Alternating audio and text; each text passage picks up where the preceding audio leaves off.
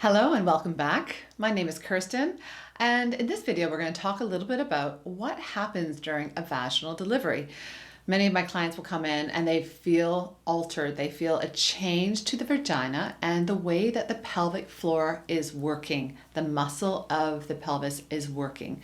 So I don't want this to scare anyone because it's a process that many of us go through, vaginal childbirth. But why some of us might have sensation that things have really altered afterwards. Now, the pelvic floor musculature that goes within that pelvis, the bony pelvis, when we have a baby, about half of us will actually have damage to the pelvic floor because it has to stretch out a lot. And the pelvic floor muscle actually can stretch out around 1.5 to 3 times depending on the size of the baby and how much your tissues can stretch. And when we have a baby, when the baby comes through the vagina, we have the stretching, but sometimes in about half of women, there is damage to this muscle, and it can be either macro tears, which means real big tears to the actual muscle, or micro tears, which can affect how the performance of the soft tissue, the fascia, the myofascial system. So let's explain that a little bit more. So we have a baby, and when the baby's coming out of the vagina, it's the hiatus of the vagina, the opening of the vagina. It will stretch open, and some of us in that stretching, and we're not talking about what's happening at the skin part, but actually the muscle part, will have a tear. And around 10 to 30% of the people that have a tear, the muscle will actually come off the bone. And so you'll have a change in the muscle called puborectalis. And this muscle helps to create the opening of the vagina. So when there is a tear where the muscle comes off the bone somewhat or all, then we can't close the vagina as easily, and that sphincter control is lessened.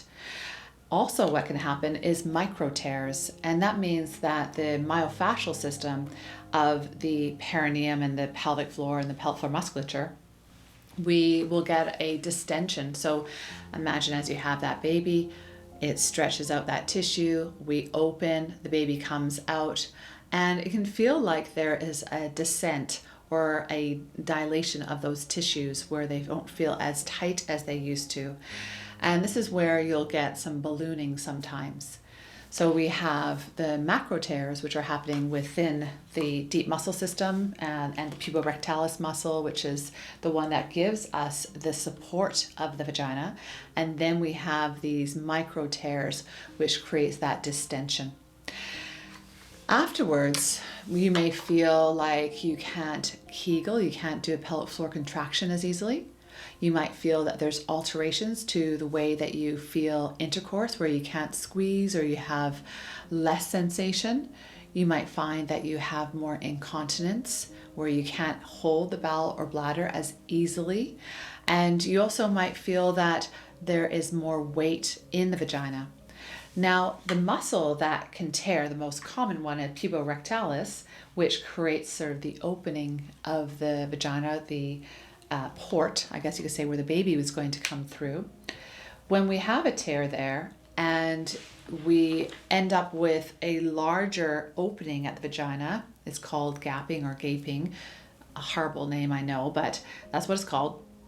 And so it means that your vagina, where it used to be smaller entrance, is more open. And then we have more symptoms of the pelvic organ prolapse. So when we have a lot of distension and opening, it makes us feel our prolapse that we have more. The puborectalis, the integrity of that muscle, is one of the main factors for pelvic organ prolapse. So when we don't have the integrity of that muscle, we feel a bladder prolapse or descent of the cervix coming down. So what do you do about this? Okay, I had a vaginal birth, I feel altered, and not everyone does. About half of women have this. So you feel altered and you think, what do I do now? Well, definitely going to see a pelvic floor therapist is going to be helpful because they can assess what's happened to you. They can assess the integrity of the muscle and check the strength from side to side. We can have a look at the opening and see if there's been a lot of stretch to that opening. And we can start getting you to Kegel correctly and start giving you a little program to start strengthening the pelvic floor, because many of the symptoms of prolapse can be minimized with proper pelvic floor strengthening. So what might happen during a delivery? Well, if you have a larger weight baby, if you have a baby with a larger head, if you have forceps, if you are an older age, so women around the 40-year mark, about half of them can have an avulsion versus of the puborectalis muscle, so the tear, versus women who are, say, 20, is about 15 or less than 15%. So when you have some of those factors, and also if you have a tighter pelvic floor, what does that mean? Well, we want to have a very pliable and flexible pelvic floor musculature.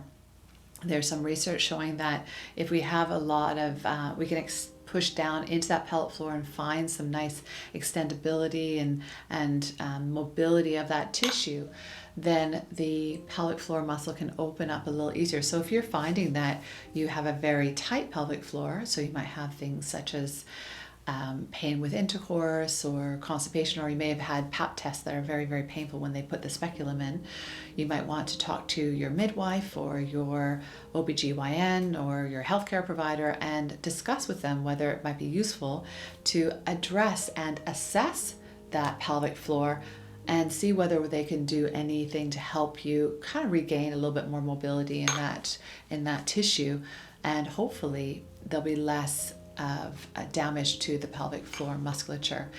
So this is a tricky one to talk about because it's not everyone, but I think it's worthwhile talking about it, because a lot of clients are wondering, what did happen? Like, why do I feel this way? Why do I feel heavy? Why do I feel like my pelvic floor is hanging down lower than it ever did before? I feel like my vagina is hanging out, they'll say. And it's because of the factors, and whether you have a tear of the puborectalis, again, that's around 10 to 30% of the 50% that are having damage, or whether it's because of that distension. That can be addressed by a pelvic floor therapist, and they can give you some strategies around that. Okay, I hope that helps, and please write some questions down below and I'll try to get to them. All the best.